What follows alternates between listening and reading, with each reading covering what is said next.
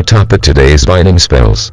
The first thing you need to remember about these spells is that they can be used in both positive and negative ways, much like banishing spells and other types of revenge spells and other magic.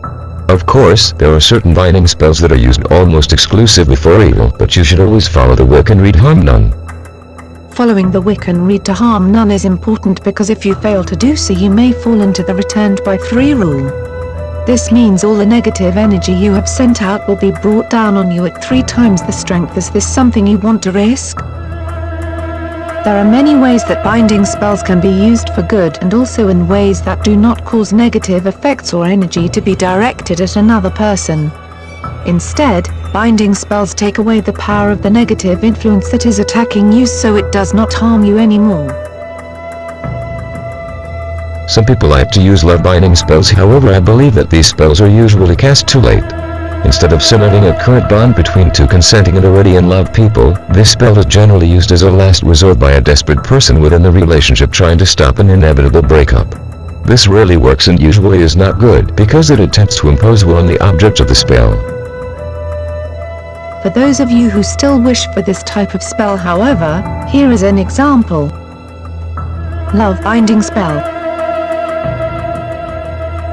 You will need 2 photographs, one of yourself and one of the person you are trying to bind.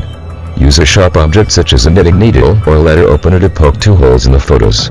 Using a yard of red ribbon, sew the 2 pictures together. Throughout this whole process, chant out your desire in the form of a verse made up by yourself.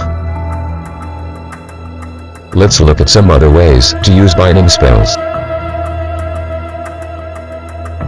As mentioned previously, these types of real spells work for the greater good by protecting potential victims and by lessening a negative influence instead of directly attacking a person, no matter how bad or destructive they might be. Even when you try and bind another person from doing harm either by the rope and knots method or by the tight wrapping of an image method, you are still interfering with that person's life journey and karma. You may however feel that the harm being done by this person to others is just too great to ignore. To provide some form of safety and surety, always add the proviso if it is right to do so at the end of your spell or ritual. A ritual for harmony is another great way to use binding magic as it is far less invasive. If you are feeling too constricted or get annoyed by constant harassment from someone, then a good harmony ritual will do the job in a much more white light as it preserves the positive aspects of the relationship. You can get access to this harmony ritual as well as several other binding spells at All Magic Spells. In conclusion, remember that the true and best use of binding spells is to rid yourself of the negative energies of someone who is abusing you either mentally or physically. Casting binding spells in this way will not harm the object of the spell and it won't affect their daily life in any way. It simply makes the person powerless to mentally or emotionally harm you.